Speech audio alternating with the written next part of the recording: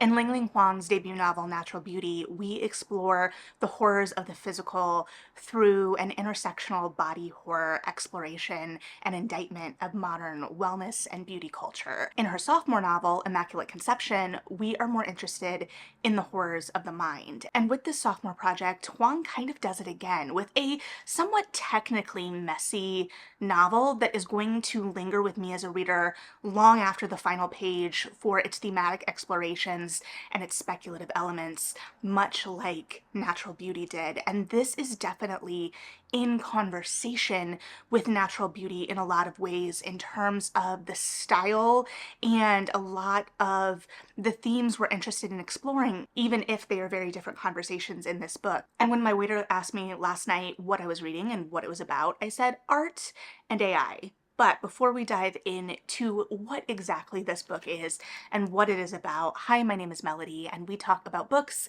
and book adjacent things on this channel. And as part of that, ideally every Friday, we are digging deeper into one specific title. And whether you are new or not to the channel, I would love for you to hang out more. So go ahead and like and subscribe and stick around, because today we are digging into the highly, at least personally anticipated sophomore novel from Ling Huang, Immaculate Conception. Now, we talked about her debut, Natural Beauty, a couple of years ago now, which is wild, and it is a book that, in spite of its somewhat imperfectness in its execution, has stayed with me. And it is a horror, a modern horror, a body horror that I think is incredibly successful, and I think the thematic explorations of that book are incredibly compelling. And so I was very, very excited to jump into this book that, to my understanding going in, was about a toxic friendship essentially between two artists and the ideas of jealousy within artistic circles and the idea of being a prodigy, an artistic prodigy,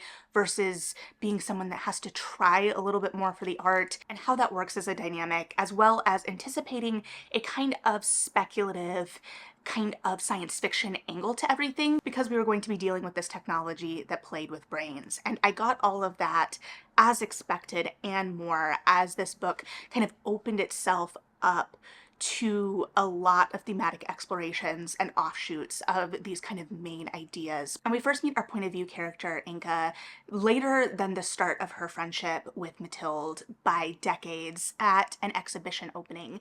And there is a sense of danger and crisis that is already permeating, with something having happened to Mathilde and what exactly is going on, which traces us back to the beginnings of their relationship and their friendship. And this is the central relationship of the entire book. And while it places us in a world that is seemingly familiar, it almost immediately, within the kind of flashback of the storytelling, subverts that. But we are seeing everything through Inca's eyes, through that first person experience. And she is an incredibly interesting point of view character for this story. Now, I know there's a lot of conversation, especially recently, about choices in point of view and a strong preference from recent readers for first person. And that may be an entirely different conversation, because I am also a fan of third person. But I'm not opposed to first person, and I am particularly excited by when it is utilized in a way that is narratively interesting, rather than just allowing me to be a kind of stand-in for the character. Because here we have a character that I personally am nothing like. At the same time, it is asking us to question a lot of the choices we would make in certain moments, where our line is. It does explore this idea of creative minds and genesis, and whose stories are being told, what creates our stories, what makes our artistic point of view interesting. And one of the things that makes Inca's artistic point of view, and particularly her point of view as a narrator of this book, interesting, is that she is an outsider within the world of this book, which is exploring on some level the classism inherent to art and the creation of art. But this is where the kind of speculative angles or elements of this world start to creep in early, as Inca is explaining this world to us in a way that is very matter of fact for her. She's talking about these barriers that she takes for granted, and at first read I kind of glossed over, and then they kept reappearing, and it talked about the segmentation of the population and how the haves and the have-nots were being kind of separated from each other, both physically through literal technological barriers and also algorithmically through the use of algorithms that only responded geographically to whatever world you were in, and the extreme personalization of that, which, to be fair, didn't dive too far into the personalization side, but is definitely a consideration when we are dealing with characters that are visual artists. Here we have another book that deals with art in some way and is in conversation with art in some way. In Natural Beauty, our protagonist was a musician, and I was very interested in the idea of music and how it worked within the language of the book and the construction of the book. And here, one, I want to be clear that I have probably even less kind of familiarity with art and art worlds of this nature, but I am fascinated by this commitment or this kind of trend of exploring artistic mediums, as literature is an artistic medium, and exploring the kind of politics of the medium, both the exploration of the inherent classism in a lot of art, but also just this idea of exploring these mediums. And the art is so central to this book. The explanation of the art is so central to this book. And it's something that we as readers are not going to be able to see. And additionally, there are a lot of other senses invoked in the art in this book by nature of the world in which this art is being created. And those are sensory experiences we are not going to be able to engage with. And so it's going to kind of twist a little bit our perception of the art in that interpretation. Additionally, because we are in Inca's point of view, we are inherently seeing the art through her point of view. For instance, we flash back very early in the book to Inca and Matilde's first meeting, and the idea that I really enjoyed, that they had been aware of each other before really forming a friendship at this art school, because there was a kind of built-in hierarchy, and Matilde came in as a kind of wonderkind of sorts. She already had an established name. It was also established that Inca, as a scholarship kid, was coming in at a disadvantage because all these other art students were coming in with artistic identities that were better formed. They had access to a lot more art and conversations about art growing up. Something that flashed me back to a conversation we had, I want to say my junior year in like AP English, and how tests like the SAT and the ACT inherently have these biases built into them based on what exposure students have been afforded. And this is further emphasized and exacerbated within the world of this book by that intense divide, which ups the stakes of things. Even as the voice, Inca's voice, is very reminiscent of the voice we got in Natural Beauty, in that it keeps us a little bit at a distance while also pulling us in further every word. It is incredibly readable. The pacing of this is a lot different though, as especially in the first half of the book, we are kind of switching back and forth between the then and the now. And then after, as we progress, and honestly, even in the flipping back and forth, we do skip over large chunks of time. And it becomes clear that this is the story about Inca and Matilde's friendship, but also about Inca's artistic journey and expression, and how that is so intrinsically wound up with Matilde's friendship.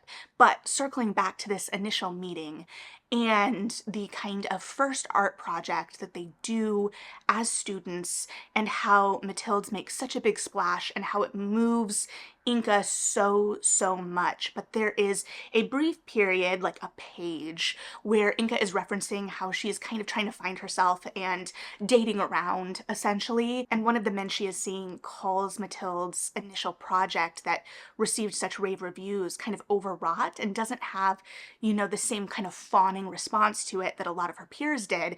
And this made Inca turn on him immediately, but it also provided us this kind of blip of an outside perspective to remind us that Inca's response to Matilde's work is inherently filtered through her kind of awe over the work, but also her immense jealousy over the work. This work was also another really jarring point for me narratively, because we had just kind of established the almost dystopian or full-on dystopian kind of reality that this book is set in.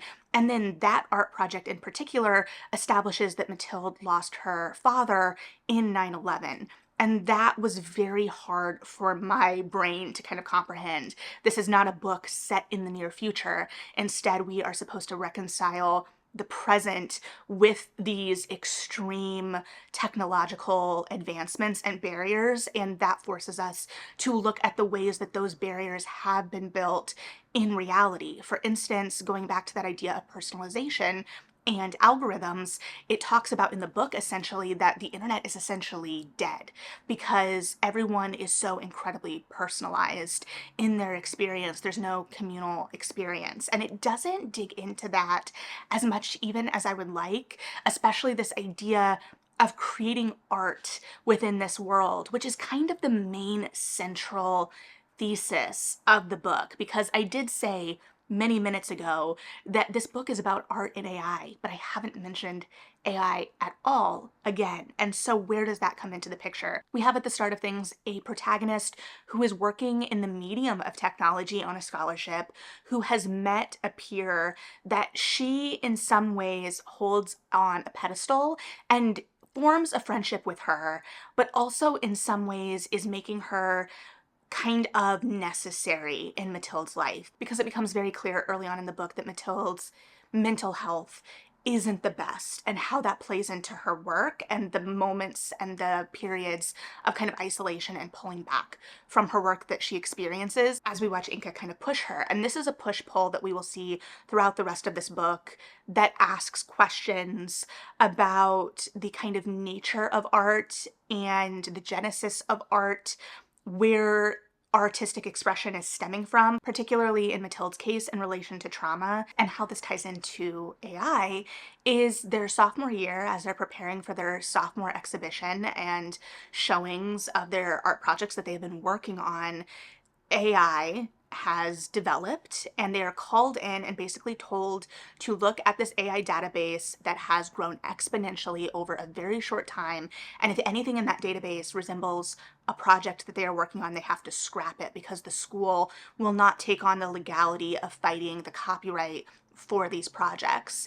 And I think it's really smart in terms of starting this conversation with visual art, because AI impacted visual art first. We have seen a lot of really robust and necessary conversations and pushback about the use of AI in visual art and in writing and author circles. But visual art was the first harbinger, and honestly, I don't think we fought strongly enough. And it kind of invites these questions of what is truth, which pulls us back to a lot of things in the explorations of this book. But in this moment of crisis and crucible, it makes a lot of these projects, including Inca's, obsolete. However, Mathilde's is able to move forward.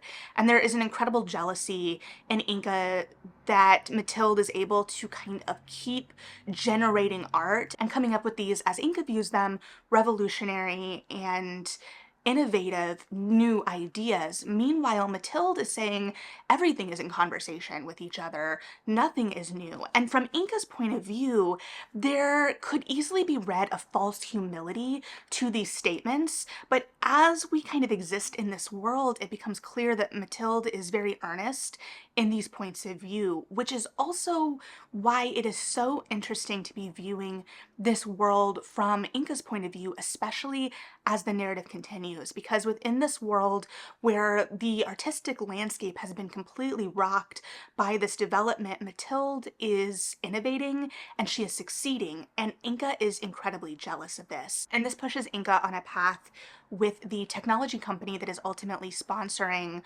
her scholarship, and the son and heir of that company, who is working to develop a technology that he is framing as an empathy transplant, but this idea of being able to embed one consciousness in another consciousness. And later in the book, this will become incredibly important to Inca and Mathilde's relationship and their journeys, both in their friendship and as artists. Because at the end of the day, this book is exploring the art, but it is more importantly exploring the humanity and what exactly is the genesis of art. Particularly with Mathilde, there is a lot of exploration of some of the trauma in her past, whether it be the loss of her parents or an event that also takes place over the course of the book.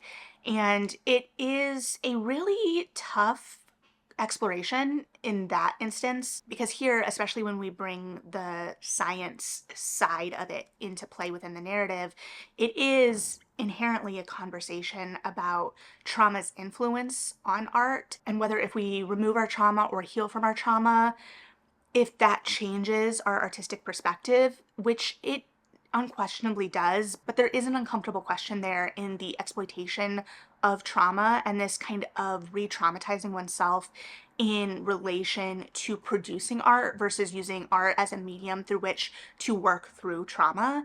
And I think that Huang does an excellent job at keeping these questions very open ended, especially when we're seeing everything through such a flawed perspective. And it also juxtaposes this with the exploitative nature of art in many ways. And I'm using art very specifically, but also very generally here, because Mathilde's renown builds in such a way over the course of the book and very early on that a foundation forms around her.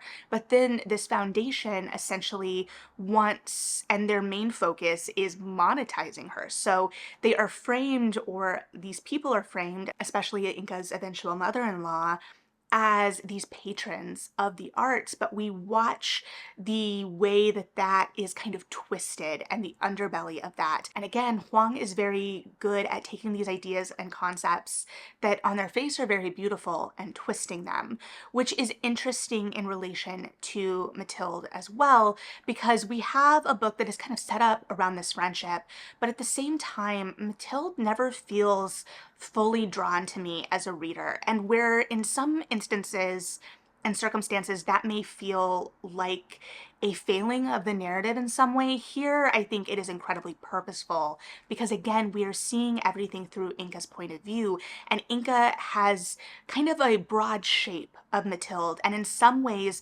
she is removed the person from Mathilde just as much as the foundation has. And this idea of seeing Mathilde only as an incubator for her art, which brings us back to the idea of Immaculate Conception, which we've already kind of touched on with what is the genesis of art. And Huang kind of underscores this exploration in the novel as well through Mathilde's repeated use and return to religious iconography in her artwork, which is then of course juxtaposed with the family Inca eventually marries into, that is interested not only in this idea of brain transplants, but the company kind of started and her husband's father really made a name for himself in terms of projects around cloning. And so it is exploring that clash, that barrier, that common argument of nature versus nurture, which at first glance may not appear, but is underscored even by things like the separation of these communities, which is presented as something altruistic, but also removes all barriers from the elite class in terms of friction in their lives, but also what does a world without that friction look like? And we can extrapolate friction out to those ideas of trauma as well. And if we're then putting that in conversation with these more kind of religious ideas, I did double check the definition of Immaculate Conception, because as I suspected, it means something much different in Catholicism, and I'm not here to speak on that meaning, but I'm very interested in this idea of being without sin as in conversation with this book. And are we without sin in some of our technological progressions? And what role does sin, again, this much more amorphous, broader idea of a thing, play into creation of art and artistic expression? And also it goes back to the idea of how this art is received, because we are only seeing this art received through Inca's perspective and through the elite circles that she is circulating in. And so we don't really get the sense of how someone as in this world on the fringe is necessarily reacting to this art. But at the same time, this tenor of artistic jealousy really runs through everything. And there's this kind of obsessive nature to this relationship and a codependence to this relationship. But Inca is codependent on this kind of proximity to the art. And so it's interesting to see how she views Mathilde, the art, and her own art through her point of view and how some of that may be subverted later in the book, but through the use of her point of view, it's a really interesting exploration of that. Additionally, because in a fictional landscape where I think we are too often wanting or requiring perfection from our characters, especially our protagonists, we have a protagonist here who is allowed to live in the really messy emotions and make choices, bad choices often, that spur from those messy emotions. And then we are in direct conversation with that, especially as we start to dig into the idea of the mind even more and how that forwards our thought and our identity and our expression in art. And like I said, this novel really shines in its thematic explorations. I think it does that dash of the weird, those speculative elements so incredibly well. And that is a joy because that's what I liked most about Natural Beauty. And so I'm so excited to see how Huang continues to play with that voice.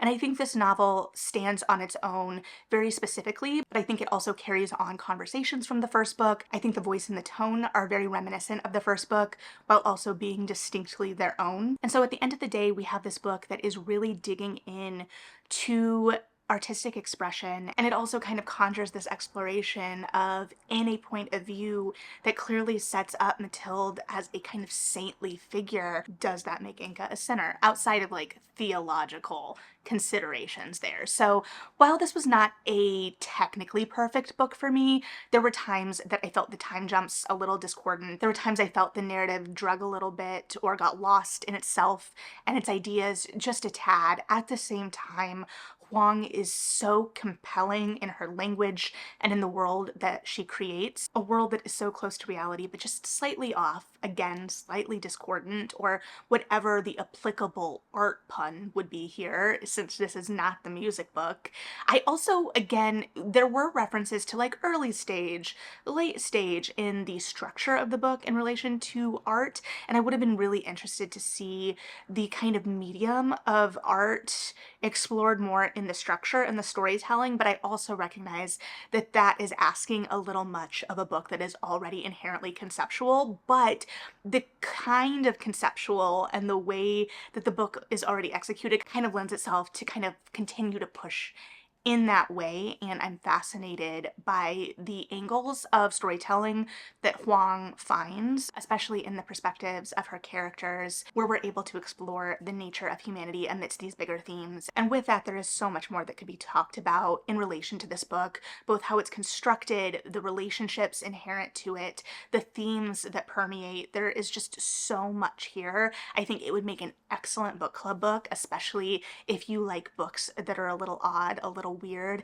and definitely if you read Natural Beauty and enjoyed it, I highly encourage you to pick this book up. Again, it is a book that is meeting the moment in an oddly prescient way. I mean, we've known about AI and the dangers of AI for a while, but it really feels like this book is hitting when we're at a kind of pressure point, similar to it feeling like Natural Beauty came out when we were really on the cusp of a lot in relation to modern wellness culture. And I think that that's still at a kind of tipping point that we're exploring, but definitely something of interest, and definitely shows that Huang really has her finger on the pulse of a lot of really large conversations and is able to distill them with humanity and also explore what these things mean for our lives as individuals and as artists. So with that being said, I would love to hear your thoughts on this book. If you've read it, whether you have also read Natural Beauty or not, please feel free to leave your thoughts below. As I've already said, like and subscribe if you feel like it.